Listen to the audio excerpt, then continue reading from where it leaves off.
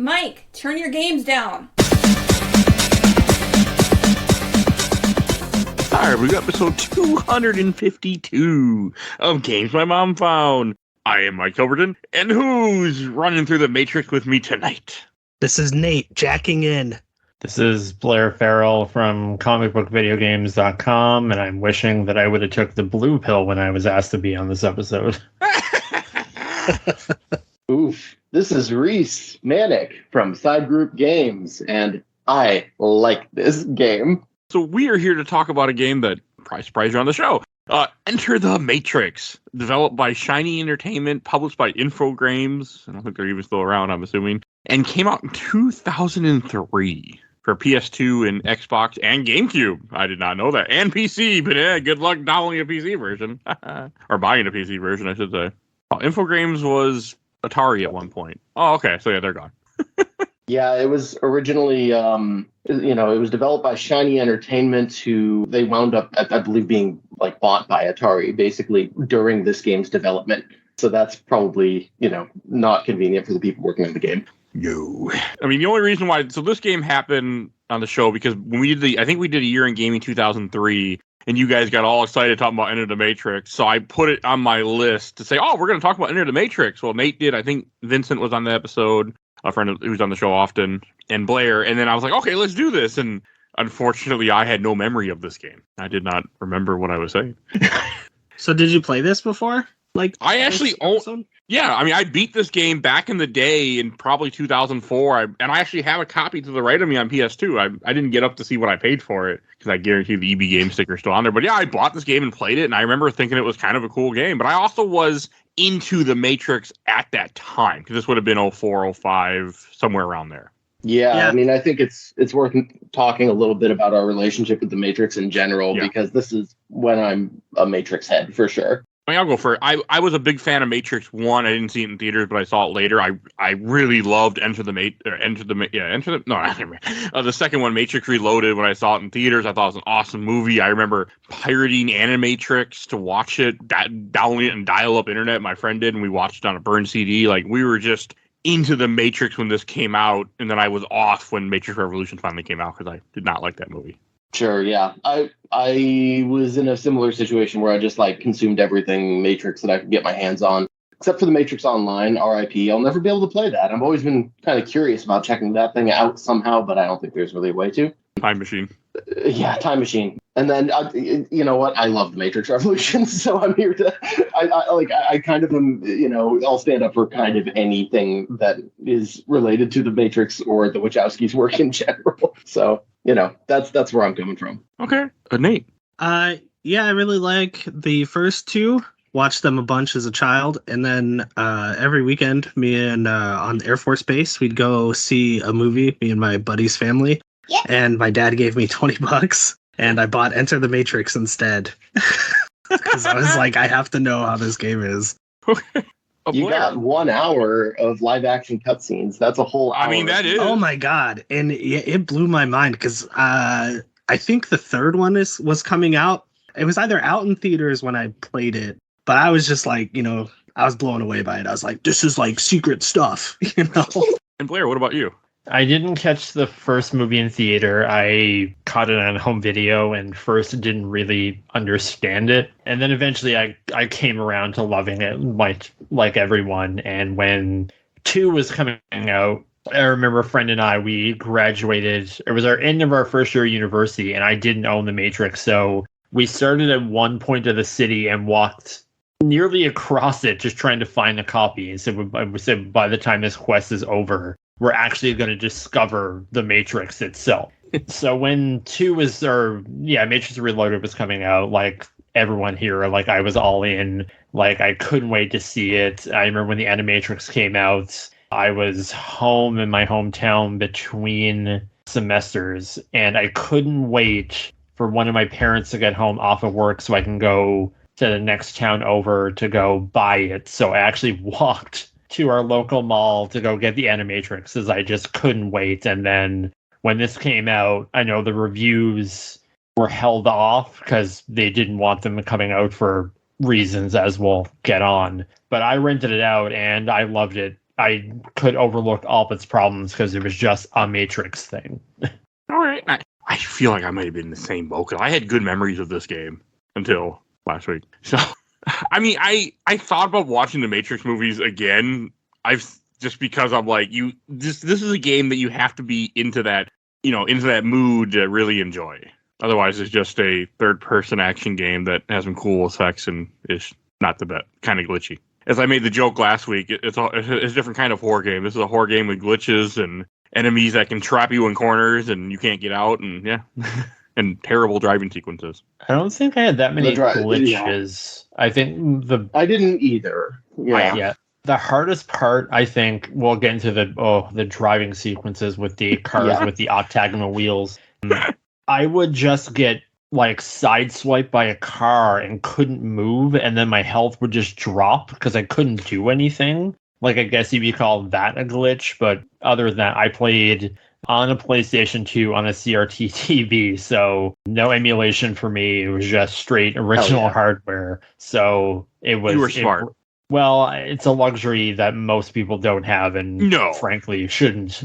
No one should be having all this old crap around. Because this is really hard to emulate on PCX2. It just kept glitching on me, which again, that was the emulation, not the game's fault. And I had to I just couldn't do it. It would last for 2 minutes, and it would just crash, which is not. I mean, PCX2 can usually run pretty good, and I didn't even know this was on GameCube. But then I think someone said in the chat, I think Reis did, and I went and downloaded and I played it on Dolphin, and that worked without really any issues. I didn't really experience any crashes on PCSX2. It was just really dark.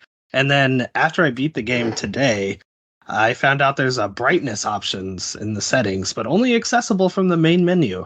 There is. I did turn up the brightness a bit. It's kind of a weirdly dark game in general. Oh, you mean the game, not emulation. Yeah. It's a 2003 game.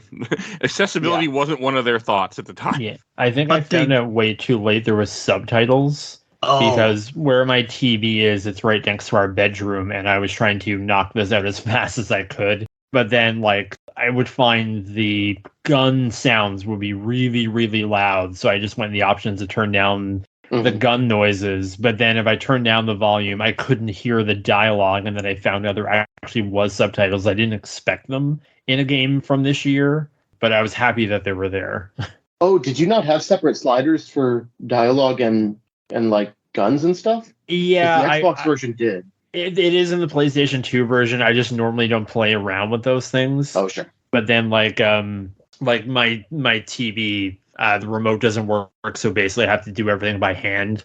So I was constantly just going forward and adjusting the volume if there was a cutscene, then turning it down because you'd have that the one obnoxious music loop playing over and over again and very loud machine guns. Yeah, so I just turned the music all the way down.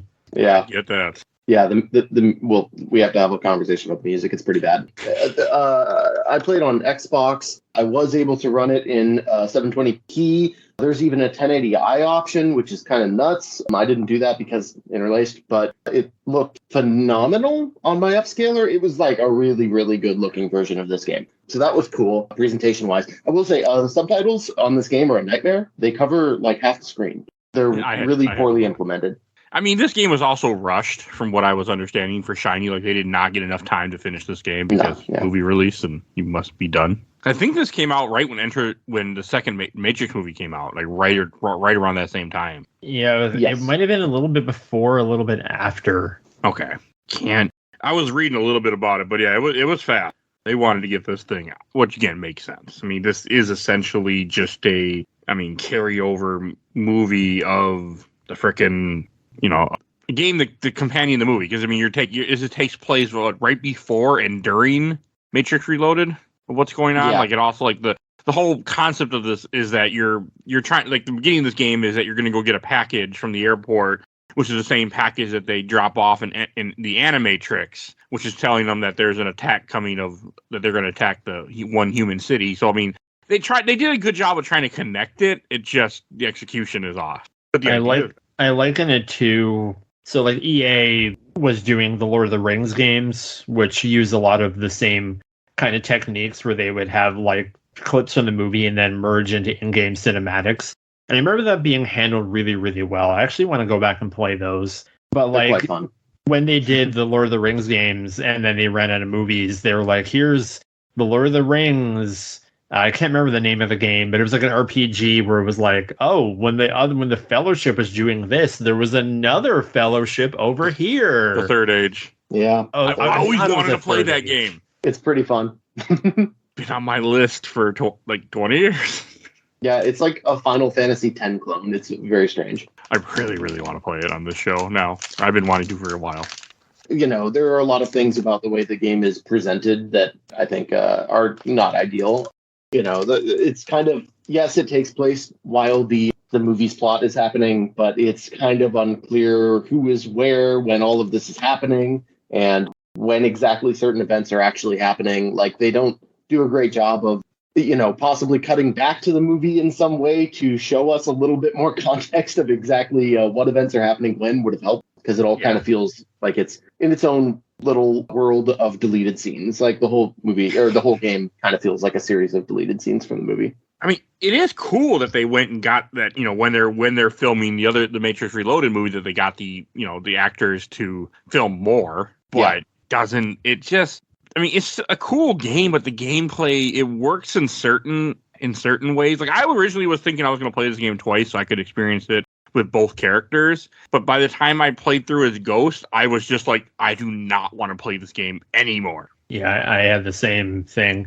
It's a miracle of coordination, because I think about kind of the way movies are packaged and sold now. And I think the most interesting thing about this game is it's a time capsule of that era. Because this was a huge multimedia blitz where you had this game and it was important to the story. And then you had the Animatrix, which was a series of like short films, some of which were really, really good. And like, I love the Second Renaissance. I actually saw the movie Gareth Edwards, the creator, recently, and reminded me a lot of the Second Renaissance. Take that of what you will. I like the creator a lot. And then you had like the soundtrack, and then Todd McFarlane had the action figures.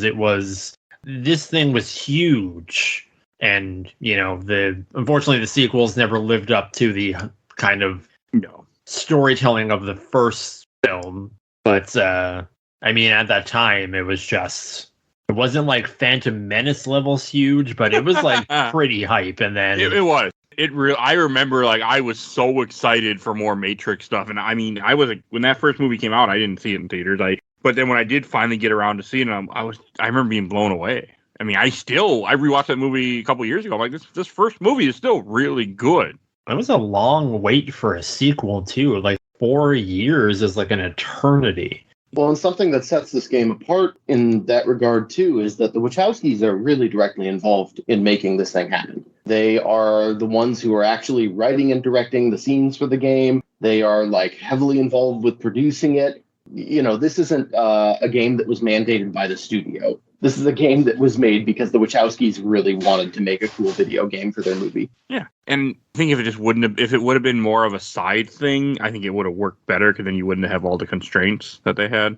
Yeah, I agree with that. I think, you know, yeah. But again, a lot of the issues we're going to talk about with the game does come down to, like you said, a short development cycle. Yeah. It seems like this was made in like about 1.5 to 2 years, essentially.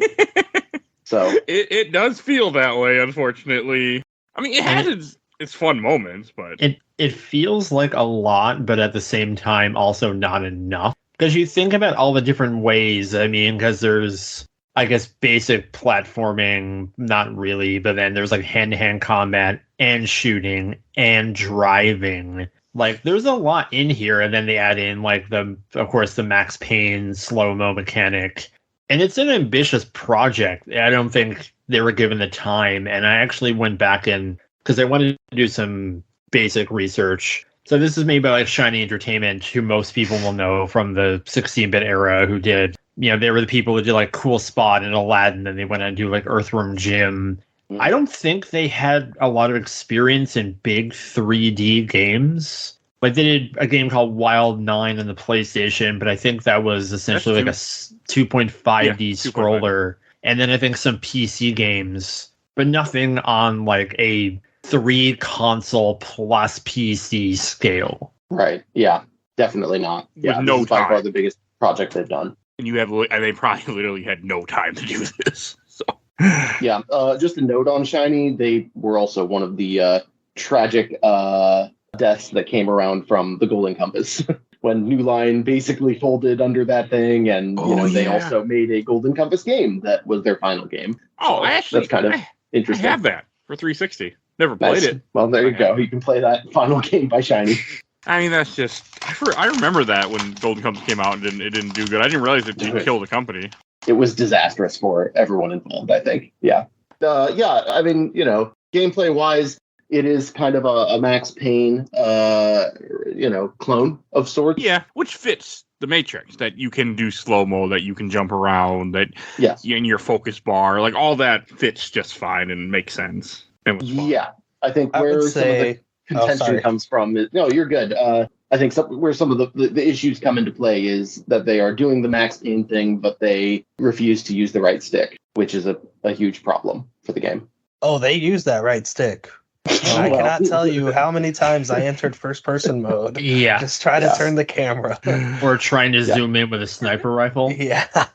I would also say that how the game is separated into levels is also like Max Payne, at least on PS2. Like Max Payne on PS2, you could walk down a hall and then it'd be like, hey, do you want to save your progress? Like, this is the next level. And it's like, oh, okay. That happens a lot in this game, too. It does. The fucking time. Part of me wonders if some of that is genuinely like them being like, our game is a little unstable. If it crashes, we don't want people to lose an hour of progress. So let's give them opportunities to save every 5 minutes.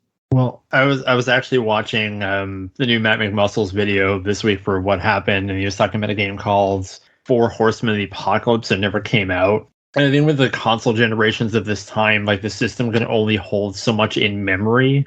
So basically you had to break things into smaller chunks. And I think it also came in, they want to make this as mass market friendly as possible, because this isn't like, I played on easy.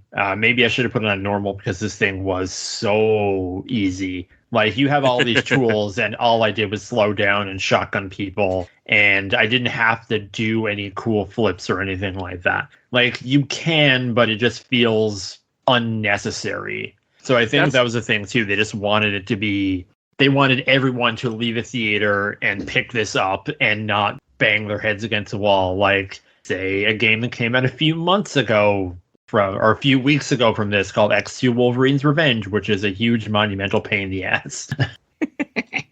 I can see that. So I didn't use a lot of focus because I was also playing this on easy, and like at first I just played just like a third-person shooter, and I'm like, this isn't that much fun. And then after a while, I started to fuck around with focus, and I'm like, okay, now I'm having fun. And that was that was a me problem. That wasn't the game's fault. I mean, I was just I don't know. It kind of is, because when you design a game with these tools, you have to design levels that take advantage of them. And most of the time, like, the level design in this game is horrendous. Like, one of the later levels when you're in the nuclear power plants, because essentially you're just following around an arrow like you're in Crazy Taxi, which I thought Sega actually had a patent on, because I think The Simpsons Road Rage came out and they were sued by Sega because they had a patent on following an arrow. And it was just this maze of stairways. And I just kept thinking about, the actual functionality of this power plant and how this makes no sense. And as a video game level, it's just so boring. And I mean, they're all about unplugging people and saving them. Like, how many police do you kill in this game? And the machines are just like, oh my God, we just lost 500 batteries of just cops that you mowed down. More than that, but yeah, that's what I was thinking too. I'm like, these are just people that don't realize that you're not a terrorist and you're just killing everybody. Yeah, these are just actual people in battery pods, and now they're just basically going to be flushed down the tube so that more can come in. There was one funny scene where the cops were like, why do we got to watch a payphone? Like, this makes no sense. Or not a payphone, but watch this phone. And I just laughed when I saw that, or when I heard that line. Little things like that. That arrow is not reliable either. At least for me, in the sewer level, it was like you need to go down. And so I jumped and then I died. And I was like, oh. And it turns out what you had to do is you had to go behind you and then find like a hole in the ground. And I was like, oh, okay. It's like an unreliable narrator. I didn't really use the arrow. I kind of ignored the arrow, honestly. This is like my older brother playing Mario. Like, no, there's a life down there, dude. You got to go get it. I think there's some fun enough level design in the game. I think it depends on the level. I think they're hit or miss. Yeah, like the rooftops chase level, I think is actually pretty fun. That's a fun layout. It's a fun action set piece. And yes, there are definitely levels. The one you were talking about, the nuclear power plant one, that's a particularly poorly laid out level. I do agree with that. It's not a fun one. Well, it's just when you're getting near the end of the game, it's like, oh god, our game isn't running long enough. Let's pad it out, and we'll just have a room where we have to literally wait for the door to raise up. And that'll get some extra minutes in here, like stuff like that. It was just like, how many times did you guys die because you were just shooting and it blew a lot up of the tank? times. And it was like, great, cool. A few times. The tanks suck. Yeah, those are terrible. But also, in the PS2 era, a game was also rated on how long it took to play. Like that was a thing at this time too, where if a game was too short, it'd be reviewed badly because it was too short and you weren't getting your. Where now we're like, that's fine. Game just needs to be as long as it needs to be. Like you pad it, we'll get mad. Yeah, I think that's the opposite. Because because I was thinking about that lately, about how when a game comes out now, like say Spider-Man 2, which came out last week, which I finished in a weekend. I didn't get the platinum trophy, but I got 100% of all districts. And people complain that a game at 20 hours is too short, but I don't remember reading, say, like a magazine back in the day when Metal Gear Solid 1 came out, and people saying, well, this is not worth your money because it's 4 hours long. Like, I know those discussions were, maybe they just weren't in our face so much because we didn't have social media back then. Yeah. Because, I used to buy, like, Resident Evil games, and those took, like, 3 hours to beat. Like, you just played that game over and over and over again and made up little mini games. It's not like, you have, like, now, where it's just like, I'm playing Spider-Man, then Mario's coming out, then RoboCop's out, and then I'm trying to watch this show, like, and there's not enough hours in the day to, like, do everything.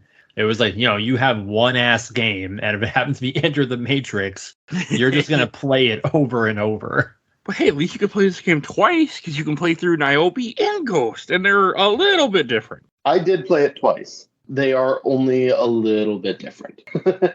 I kind of wish they had made them more different. I think one of the big disappointments is if you boot up, another character, and you realize, like, oh, they kind of have the exact same moveset. And not even just the same moveset, but the same animations for a lot of stuff. I kind of wanted Niobe to have, like, a bit more of a different type of flip of somersault thing, like a different type of jumping forward while shooting animation. Like, they kind of share all the same animations, which is quite disappointing. No time. Yeah. You just got to take the character models, throw them over the designs we already have, and there we go.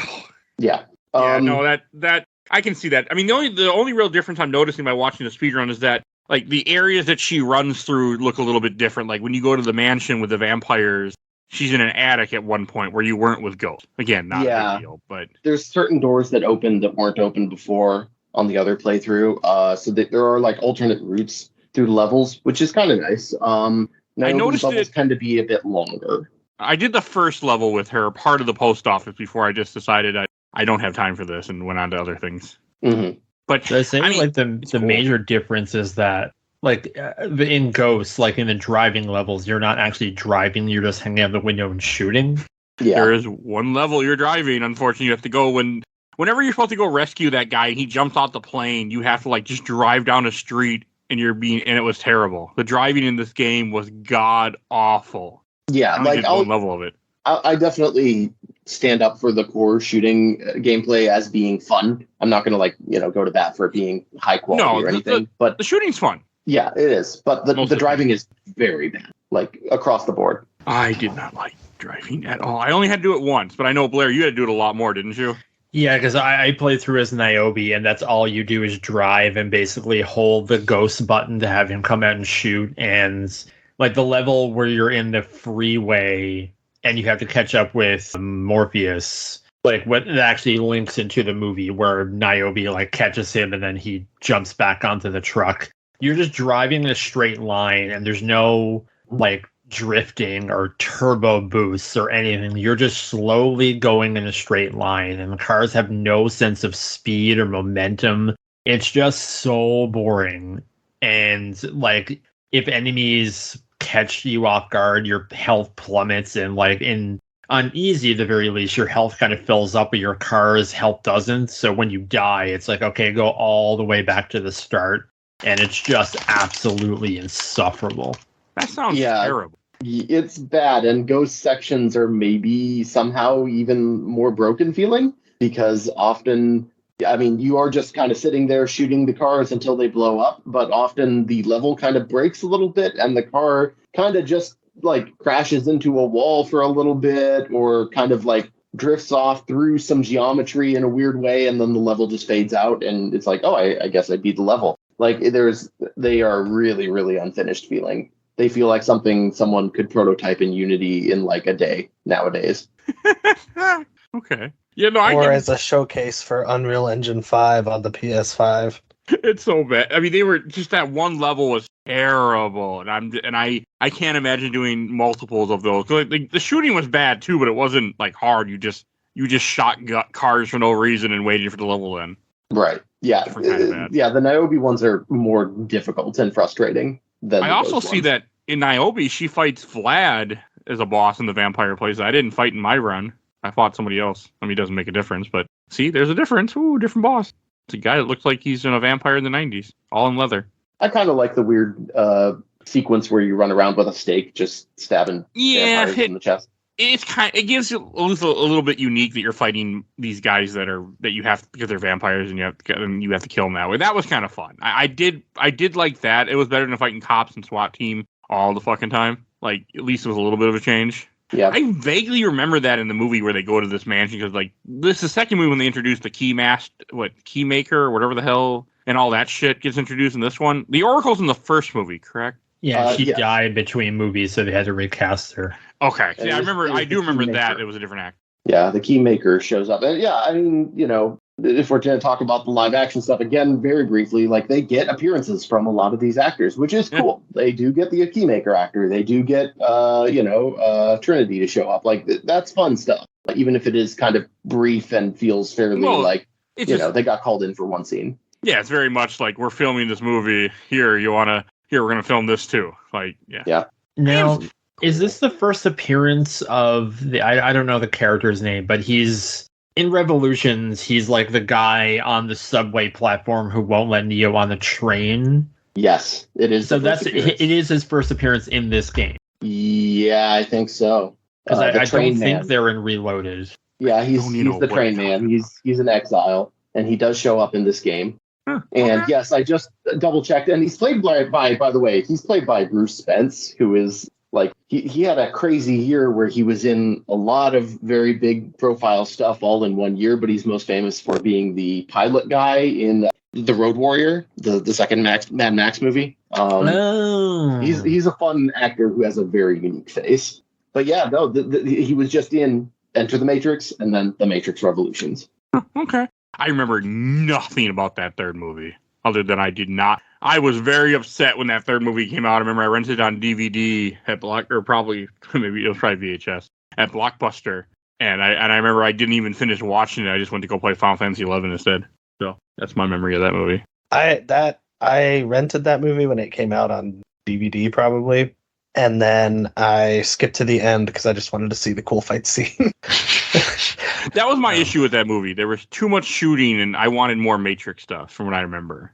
I don't know. I just don't know if I've even seen it all the way through. Maybe. I was there like day one in theater. Like, I had to find out what happened, and I watched it. I watched all of them a few years ago because I know it's a little bit uneven, but I actually really like the fourth Matrix movie, like, a lot. And then I bought the box set on Blu-ray because I wanted to see them from start to finish, as I know they kind of talk about what happened in 2 and like in all of them in part 4, but I just wanted to kind of re-experience the details again, so they're somewhat fresh in my mind. That makes sense. I mean, playing this game made me want to watch the first movie and cover it for the show now for the first time. Like, I actually have an interest in it. Can't say it's going to happen, but I have an interest. I mean, I haven't really thought about The Matrix much in a while, and it's kind of. I mean, I know the fourth movie came out. I never saw it. I just didn't care, and then it was on HBO Max, and I still didn't care. Well, a lot of people didn't see it. That's what I heard too. I was like, well, I'm just kind of done with The Matrix. Like, Well, the first movie's great. For us, we had tickets, but then like in Canada, it was on HBO Max, but we didn't have the same. We don't have HBO Max here, so we had no way of getting it quote unquote for free. And we bought tickets, but then there was a outbreak, so all the theaters were shut down, so we couldn't go anyway. So when you heard about the outbreak, were you stuck at a bar when it started, and then you and a bunch of people had to escape the bar and get out of the city? It's a joke that somebody out there will get. So, yeah, no, I forgot this was COVID time that the fourth movie came out. Sure. I think it was supposed to come out in like May 2020, and it was supposed to come out the same day as John Wick 4 or 2021 or something. I think both of those are supposed to come out in the same day. So it was going to be like a double dose of Keanu. That's not very smart when you're, for a producer, I feel, or for a distribution company. Like, you might not want to release the same thing right away because people aren't going to go see both. Well, it's two different studios, two different rights. Yeah, but you still think they might have, like, we'll just wait a month and release it, or wait a week. It's money. But, yeah, people are stupid. Okay. I mean, this game did have its fun moments. I did have fun running and gunning. This game is also pretty short. 4 to 5? I would say, 4 to 5 hours, probably, maybe? I would say more like 2 to 3. Hey, you can't forget the hour worth of cutscenes. Which I'm sure was like a selling point on the back of the case as it was back in the day. Like, over 120 minutes of recorded dialogue. It was still cool to see live action stuff, even though I could give a shit about Jada Pinkett Smith or whoever played Ghost. Like, I didn't care about any of the live action stuff. I'm like, okay, cool. I get to watch it. I get to watch something from a movie that wasn't in the movie. Okay, I'm good. Let's get back to let me get through this game. And my GameCube version was 2 discs, bitch. 2 discs. So, gotta make that joke. But, which I thought was kind of cool. Yeah, there's not a lot of games that are 2 discs. I hadn't played this game through all the way before okay. This. And so I always had the impression that I didn't realize there was a full hour of live action stuff sprinkled in. And so I started the game back in the day, and I think I kind of always assumed like that was probably most of the live action at the beginning of the game. But that's definitely not the case. They definitely sprinkle it in throughout the whole thing, which I think is kind of fun. About halfway through, you have truly a big section live action cutscene while they, when they go back to the city briefly. And, that's kind of just a fun little intermission in the middle of the game, which I dug. I think if there's a big weakness to the way the live action stuff is done, it's the ending of the game is, and we can talk about that, but it's pretty anticlimactic and just kind of ends. And there's not really a live action payoff, which is a bit of a disappointment. Because I felt like they probably weren't given a lot. Like, we want to save this for the next, for the movie. So they don't give it anything. And the end level is terrible where you're just either gunning or flying the ship in the real world, which the thing about the Matrix is I never want to be in the real world. I want to know it exists, but I don't want to see it. I don't want to be a part of it. I just want to be in the Matrix. And I think that was my problem with Revolution. That ship sequence at the end is pretty bad. It's long, too. It's like really long. Like, 10 minutes of just... I mean, I had save state, so if things went terrible, I wasn't going to have to redo this entire part. But it was just so boring. So I played as Niobe, and I couldn't find a way to get out of first person. I don't think you can. I don't think you can. I think you're stuck on, you're looking through the gun viewpoint and just shooting them. Okay. I don't think there was time to make a model. We had it in our chat, and I because I remember a friend of mine bought this, because I think it was like at the end of the summer, and it was basically after it kind of tanked. Because it was probably like a bunch of people bought it right away, and then a bunch of people probably traded in, so the price dropped down.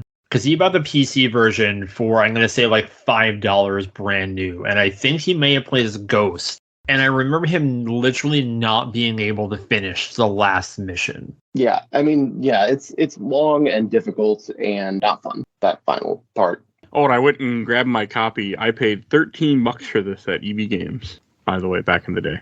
Nice. That's a good price. To be honest, that's a solid price. Yeah. Oh, and it's complete in box. Who has the manual and my discs? Maybe not. Yeah. So I have a complete. The funny thing is, after I beat this game, I went, maybe I should just trade in that copy of the PS2. I don't want this anymore. That's went through my head. We got to talk about the music. So I do. It's composed by It's composed by two Hollywood composers who I'm sure have done perfectly fine work in film. Their work does not apply to Yogi's, and it's very loud. It doesn't chill. It never chills out. It's kind of always cranked to 11. And I do have to read some of the track listing names.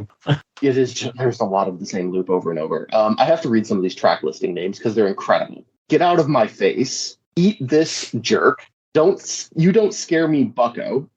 I do not like you. Let's see. No rest for the wicked. What fresh hell is this? Not Agent Smith again with 3 exclamation marks. Stuck in much. Escape. Uh-oh. What's that? Those are 2 things. The titles of tracks. I just learned. 1, this definitely came out in the early 2000s by those titles. And 2, they must be either stoned or drunk while they were making the music. With the title like Not Agent Smith again, I like to think they were playing the game.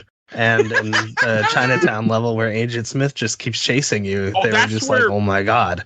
That's where I got stuck in the game. I had to use save states multiple times because he would, if I ran the wrong way and him and like a couple clones came there, I couldn't get past them because I could maybe knock out one clone and they just kept picking you up and dropping you, and dropping you. I'm like, the hitbox for his reach was like grossly unfair. Like you would almost like magnetize to his hand. Mm-hmm. You would. That's how it was designed. It looked like. I'm glad I'm not the only one who experienced that because I was getting like annoyed. I was like, just kill me. Because then I could just don't go this way, go this way.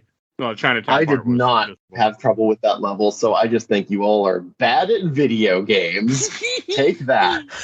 It's possible. I mean, it definitely is possible. I did beat Bloodborne. I will wear that badge proudly in Dark Souls 1 and 2, but... Or just, like, bored at a bad one, which is what I was at this point, where I was, like, so tired. But one thing I did want to bring up, like, from the start, and it's a weird comparison, and I promise I'm going somewhere with this, Mirror's Edge. So, like, Mirror's Edge was, like, a 2008 game. It's all about, like, parkour, but it had really bad momentum. Because you're like a person who's running full tilt at a human being, but if you hit them, like that person should fall, but you basically both stop in one another. And something that I loved about this is that if you're running and you jump and hit someone, like they're basically being pushed out of the way.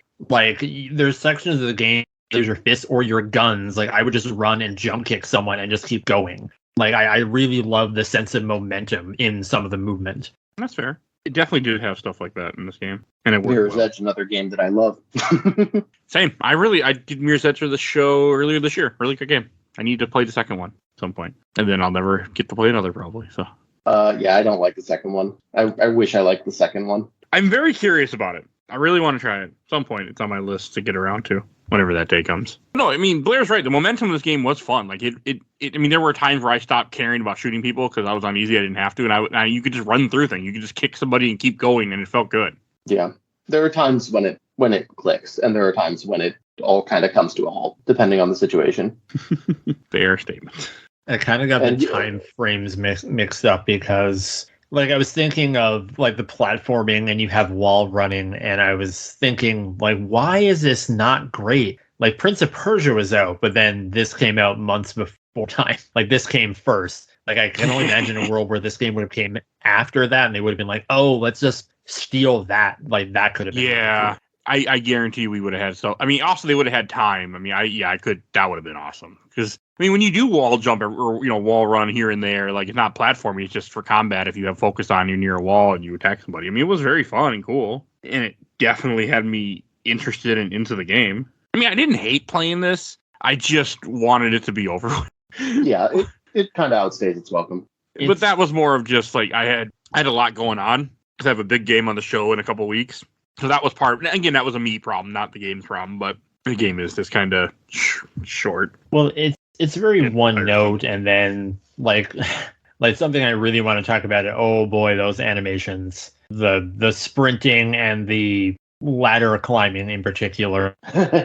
Yes, one kind of arm swinging, like it is so hilarious. Like to see these characters move in this environment. Yeah, So I think bad. some of the combat animations can look kind of cool, but the ladder climbing is hilarious every single time. Or the fence climbing. The fence climbing is so good. Yeah. It's just Spider-Manning up the wall. It's so funny looking. It feels very much like a rough draft. This is our idea, and we don't have time to do more. Like they took it to the studio or, to their bosses and they were like, here's a proof of concept. And they said, great. And that's level 1. They're like, oh, I guess.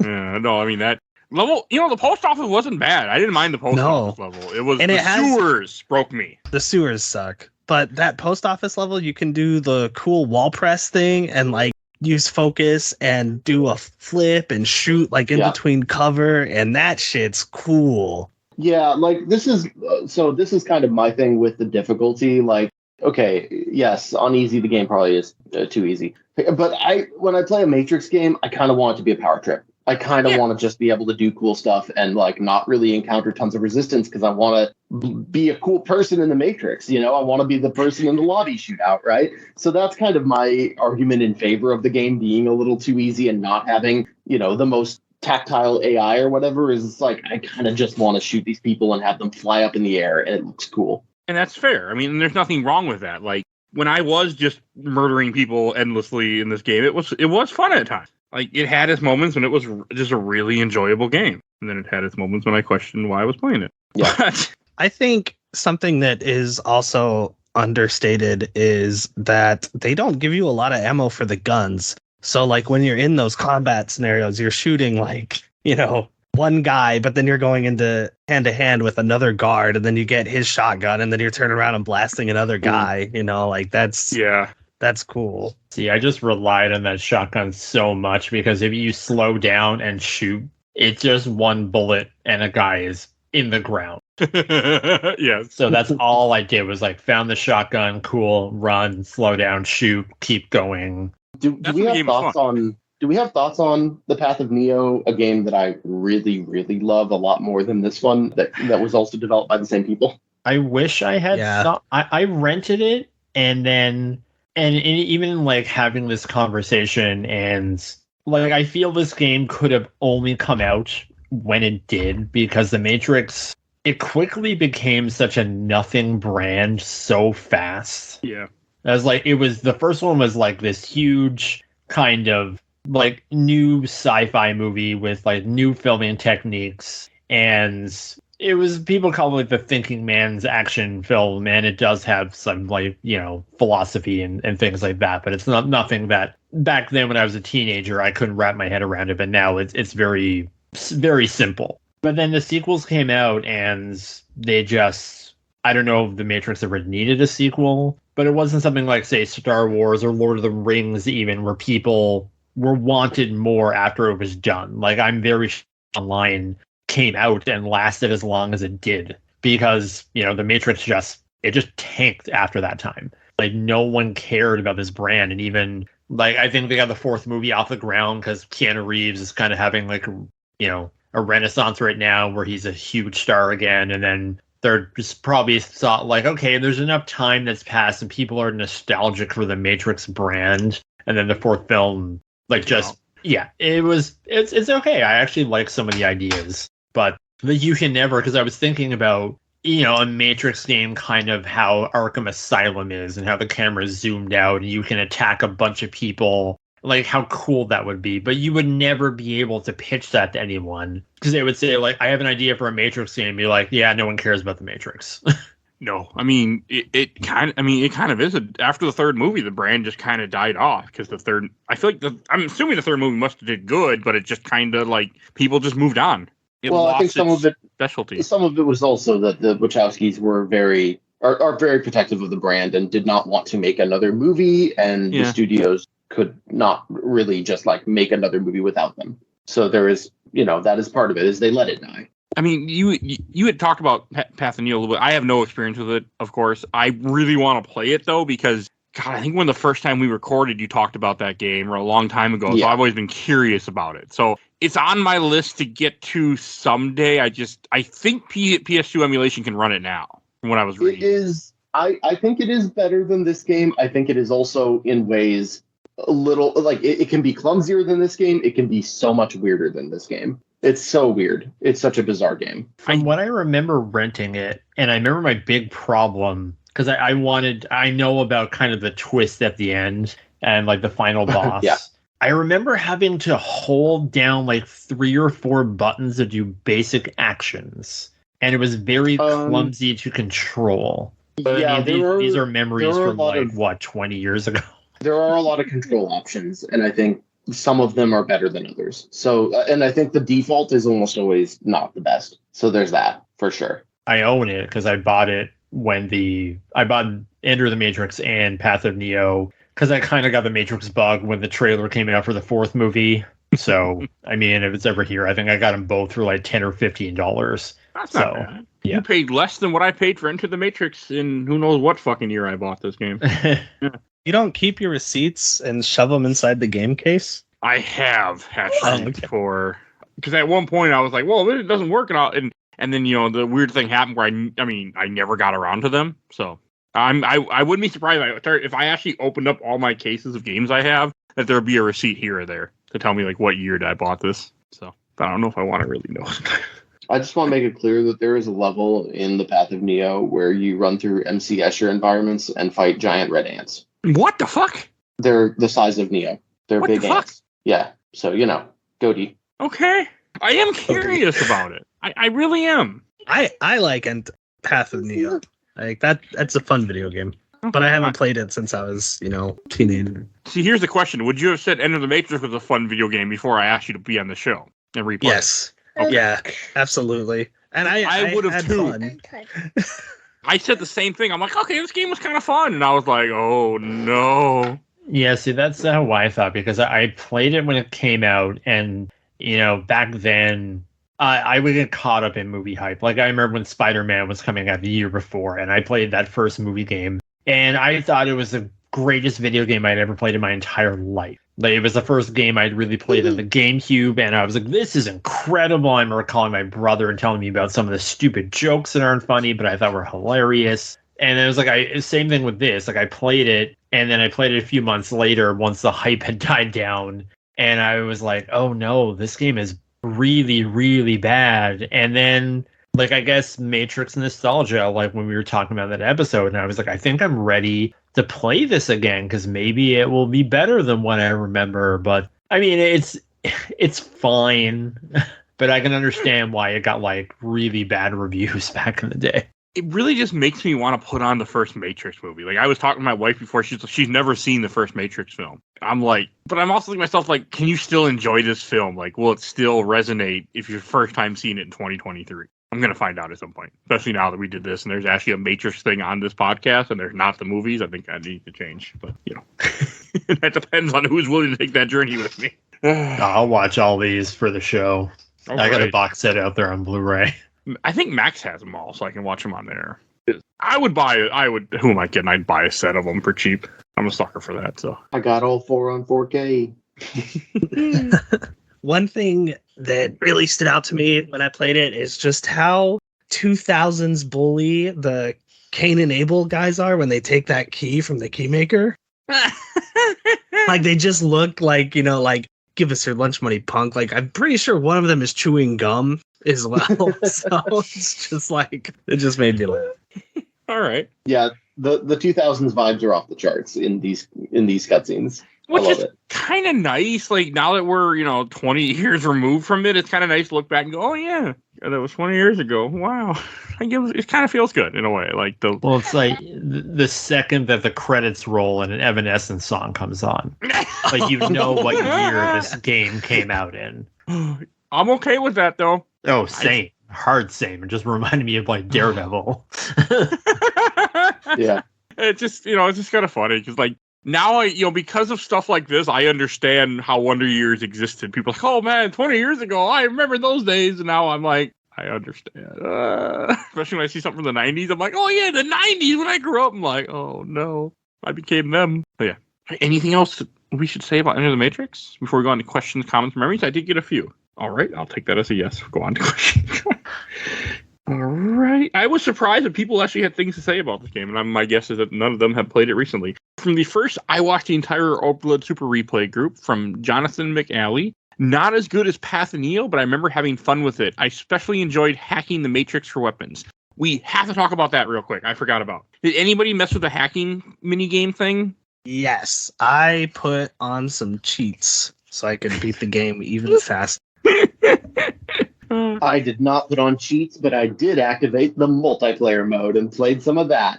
I tried to, and the code never worked. Oh, weird. You have to type picture of cheat.exe and then it's not up something on the left that says it'll say exit, and under that is cheat, and then you hit cheat and then you type in the code. You have to run it. It's like running DOS, I guess, from what I was reading online. It's like actual hacking your system. Where is my Mega Man Battle Network Navi when you needed them? I mean, there's a whole thing where you can. There's a fighting game in this hacking mode. Yeah, I did not know that, but I saw it. I'm like, this is weird. You can play as a cop car on legs. Yes, It's nuts. that. I mean, there's also a gun gallery thing you can do, and it's cool that it's there. It's very much an unfinished product where they just we'll throw it in here and call it hacking. But it fits the Matrix, and it's cool that it's there. It's something I didn't even know this game had. I tried to put cheat codes in because I died on the helicopter fight the first time, and I learned you couldn't just type in the cheat code, and then I gave up and walked away and just did it correctly, and looked up the guide and said what to do and hide in the corner and not stand in front of the helicopter and shoot it like an idiot, and it worked. But yeah, no, it's just cool that it's there. It's cool that they try to capture something of the Matrix. All right, and from Justin McElwee, thoroughly enjoyed that game back in high school. Perfect rental. Don't go back to it. From Ivan Koretria, I remember sitting in my room as a kid with a Game Informer magazine, using it to do the hacking for cheat codes. Probably spent more time doing that since it made me feel like a hacker. Remember the days when that's what hacking was, and not just guessing somebody's password and logging into their account, or impersonating someone else on Facebook and telling them to accept the code and give you the code that it sent you to reset your password. I watched a whole documentary about that, by the way, about the most hated man on the internet he had a guy who did stuff like that. That's how they hacked people, and then posted pictures of them online. I think I miss the days of computer ignorance.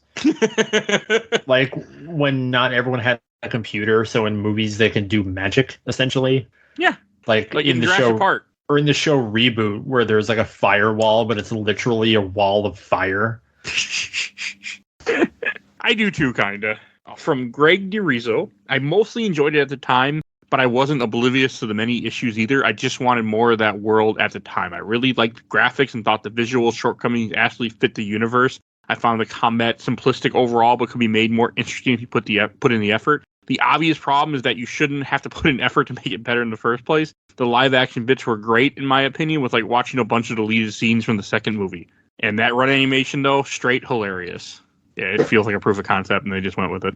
It really does. I do agree with them that the visual style the game goes for is really, really minimalist, but it is effective. Yeah. And like I said, when I'm running that thing in 720p, it actually holds up very well. I think it looks really good because they just kind of put as many objects in the world as they possibly can, but they're low poly. But it just kind of has a good look that fits the movies very well, and I think it looks great. Yeah, I didn't have a problem with the graphics, other than the sewers where I couldn't see shit. I had a problem then, but that... Yeah, there were areas that were less good looking, but I think, a lot of the areas looked quite nice. Yeah. Right, and then from the official Laser Time community, from Jason Heiser, I remember being let down by this and just going to play the Matrix level in Conker's Bad Fur Day instead, but I also had terrible taste around this time. That's a game.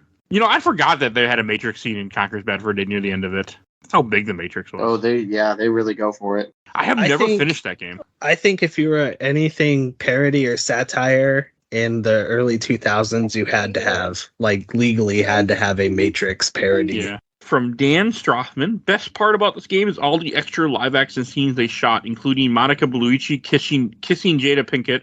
Oh yeah, because she kisses both of them depending on who you're playing as. At the time, I actually really enjoyed playing the game. There was definitely some jank, but the combat was fun and the story was interesting. The way it filled in gaps from the movie. there's no reason for that scene to exist, right? Like that's No. just there to titillate people. It's the early 2000s, okay? We didn't Yeah. know that porn was just accessible everywhere. At the time. So it was a different time. Well- Oh, we get to see a woman kiss another woman. Wow! Like now it'd be like we can go find other stuff. So Yeah, also just like the Wachowskis are, LGBTQ heroes. So, that's them flexing, which is awesome. Yeah. I didn't. I mean, I played as Ghost, so I just think it's funny. I didn't realize they filmed it for both until I was watching a review of it, and I saw. I'm like, oh, okay. But yeah, no, that makes sense. And early 2000s was still very like not as we were still not as a whole not as friendly. Still not as friendly as it should be. Nowhere near where it should be. But. I just think it weird. Like this whole game is predicated on it being a product for the movie, but then. They wanted to like, here's the things that aren't in the movie, and then they just recreate scenes from The Matrix Reloaded just with two different characters. Yeah, like who? When she was like, "You love someone, Ghost, don't you?" And I was like, "Who does he love?" Like, Yeah. you have not shown me anyone that he has like affection for. Like, We don't know much of anything about Ghost in general, I would say. she was like, she was just like, "You must kiss me like an unrequited love," and I was like, "Ooh." Is it supposed to be he's in love with Niobe? I Or thought is it one of those things? No. And the captain of the Osiris, I thought they were Yeah. a couple. Yeah, Yes. where they weren't they? Or no, she was with Morpheus and then she was with him, right? Well, she was with Morpheus, and then she's with Zack Snyder's Martian Manhunter, but she's secretly in Yeah. love with Morpheus. Okay. And also, her and Will have been separated for 7 years. Yeah, I think we don't know what the deal with Ghost is, basically. So it was a weird scene. He's like his namesake. He is a ghost. I'll be here all night, folks. All right. And from Alex Olmedo, this is one of those games I was fortunate enough to be touched by in my late childhood to early teen years. I thought this game was a fucking spectacle and can honestly say it's one of the many, many games that turned me onto video games as a whole. It also one of those that had that classic nostalgic feel for me for games coming out in the 2000s. Rented it from Blockbuster where I had no expectations because I didn't have a computer to look up what was hot in video games. Played it couch co-op with my older brother, who of course hogged the remote till he died. Okay, I was like, how the hell do you play this co-op? But still got to watch most of the game and played it after he did. Graphics combined with live action stuff was of course so realistic and phenomenal enough to melt my young mind. All of this combined with the awesome hand-to-hand combat, amazing gunplay, and of course doing the Matrix at the flick of a button just cemented this one in my brain for a long time and made me curious for more games, even if it's not one of the best of all time, one of the best of all time in my heart. And his fourth point, he said, it was one of the first times I engaged with something I viewed as mature without the over-the-shoulder prying from my parents because they did not understand video games and thought they were just dumb kid toys. Hell yeah. I'm happy for this person. People had fond things to say about this game. My guess is that they were smart, didn't replay this anytime recently. Well, it's like if you find a game at a formative time, Yeah. like every game for the most is probably someone's favorite game ever. Yeah, that's fair. Like Mortal Kombat Mythology Sub-Zero is a bad game, but I got that game when I was 13 and it was the only game I had, so I love Mortal Kombat Mythology Sub-Zero. Okay. It's bad, but like I love it because I just associate it with that time. Yeah, and sometimes all you really want from a game is what this game delivers, right? Sometimes it's just like, I want to play a game where I just run around in slow motion and kick people around and shoot them. I don't have So, that pain. Yeah, it's dumb fun. Yeah. Yeah. And the level So- design isn't so awful to where you're just gonna get, lost. Like, No, it wasn't terrible. Yeah. I mean, other than the sewers, I really didn't have a problem with level design too much. I was able to figure out what to do. The sewers, I got confused because I couldn't see shit. So As someone who's played Yeah, a lot of those movie snipers. games in their life, this is of the better ones. speaking of movie games, I guess my white whale is the Triple X video game for Game Boy Advance. I saw it at a store. I loved Triple X as a kid, and I was like, I need this game, and I've never played it. Have any of you guys played it? no. No, but like I love Absolutely not. weird stuff like that. Like there was a 2002 Antonio Banderas movie X versus Sever. No, sorry, Ballistic: X versus Sever. And there was a Game Boy Advance game. I think that was supposed to come out with the movie, but the Game Boy Advance game came out first. And it's like a first-person shooter. Like I love weird What? stuff like that. Yeah. Okay, you are right. I just looked it up. All right. It's a first-person shooter. And yeah, I'm with you, though, Blair. I like playing weird shit like that, too. Especially now, like, for this podcast, I love going back and playing just weird-ass shit. Yeah, it's like you get a movie and it's like, okay, it's a license, but it's not a big enough license, so we're going to go full multi-platform. It's just going to get a weird Game Boy Advance game, like how Daredevil was supposed to have a console game, but it only has a Game Boy Advance game. I do want to cover that with you, by the way, but I thought about that game since you mentioned it. I mean, it's not great, but I'm down to clown.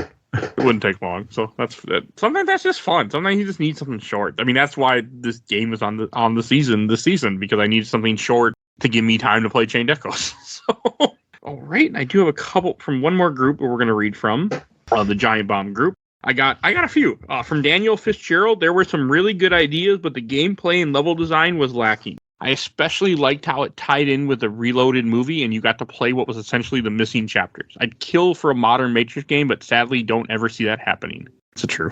I don't see it either. I think, yeah. From Brian Ball, I actually loved his take on the Matrix films, particularly the post-Matrix 1 stories of Neo going around contacting red pills. But I particularly enjoyed the combat system for a PS2-era shooter fighter. The combat was fluid and fairly deep, and I loved how it evolved over the course of the game. Wait, he's talking about the wrong game. He said with Neo's changing powers. Neo. Yeah, I was like, wait a second, I don't Neo. remember this. It's a weird game fighting kung fu ants, the Agent Smith junk kaiju fight, but a fond memory of my gaming days, my team, my favorite movies of all time.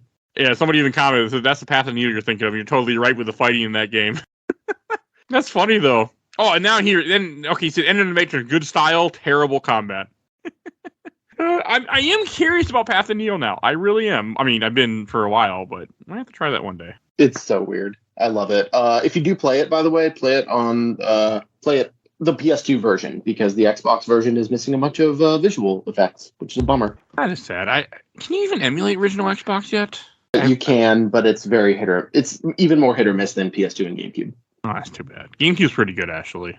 And then why would you? Because like Xbox consoles are pretty much backwards compatible. I think there's only like a few titles they haven't brought over. Because I don't have an Xbox.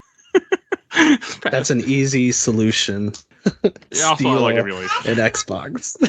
Well, there's one game for Xbox that I really want to emulate because I can't beat it legit, that I actually have a copy of it to my right, Breakdown for original Xbox. I have thought about that game for over 20 years. I'm just waiting until one day I can emulate it with save states and finally beat it. I love that game. It is backwards compatible on modern Xbox systems. But there's no save states. You are correct. And I know I can't do it without save states. I played that game before. There's no way that I'm going to be able to do it. So I'm waiting to cheat. One day I will. But very cool, weird, unique game. Yeah. Yeah.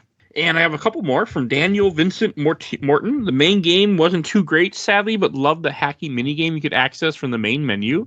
From Don Wilson, I was all in on the Matrix when this released, so I loved it. From Andrew Leon, I was in the minority of liking this game, but it's probably because I was such a big Matrix fan. It was, 100%. From OK Mueller, I kind of liked it, never finished it, but wasn't there a massive plot point reveal in the game that actually explained the end of Matrix 3? I don't think so. It just had a trailer to Matrix 3. That was the plot point. It has a trailer to Matrix 3 in the coolest way possible, where Niobe that was says, where Niobe was like, oh, this is what's coming up, and then all that cool shit happens. They show a bunch of cool shit, and then Ghost says, can't wait.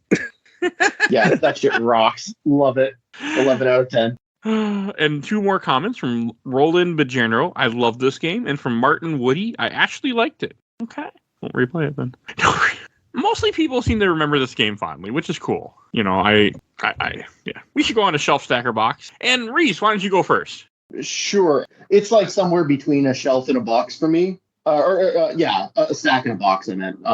It's somewhere between a stack and a box. It's probably, I'll put it in the stack. It's kind of fun. I kind of enjoy revisiting it. It's not like I have a bad time with it. And, who knows? Maybe I'll throw it back on sometime in a 3 or 4 year period or something like that. But, very few games make it in the box for me overall, I would say. So keep that in mind. Awesome. Anyway, yeah. And Blair, what about you? Oh, I thought about this a lot, and I don't know if it was going to be stack or box.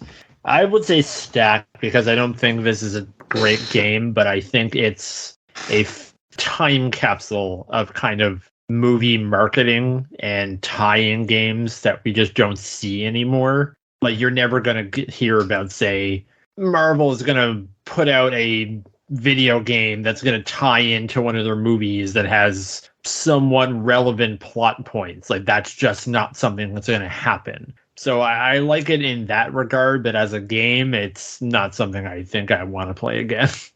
All right. Nate, what about you? This is going to go on my stack because I have a lot of nostalgia for this game, and I cannot think of this game as being as awful as Shadow the Hedgehog. So it's going in the stack. I think Blair had some good points about it. You're never going to get something like this again where you have a film series with, that ties into a video game and then has like actual lore in it as well. Okay. I'll go last. I'm putting this in the box.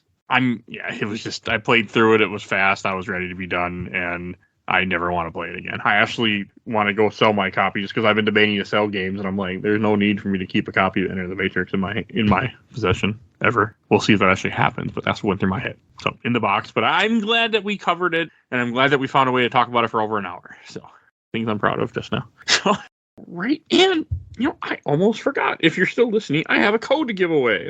And this code is for 911 operator for Steam. The code is 22N8T5KRATMA4GJ. That is the code for 911 operator. It kind of seemed fitting in a game that mentions the word operator a lot. So you get an operator game too. You're welcome, wherever you are.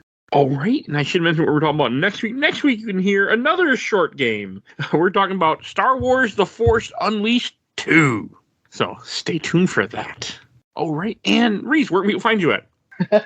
You can find me at www.sidegroupgames.com. And you know what? I just don't even use what used to be Twitter anymore, so don't even bother trying to find me on there. I'm not on there. But please check out my games. They're weird. Funny thing you mentioned that. On Twitter, they just announced that they're going to be adding a new feature in quotation, that you can now pay $16 for premium membership.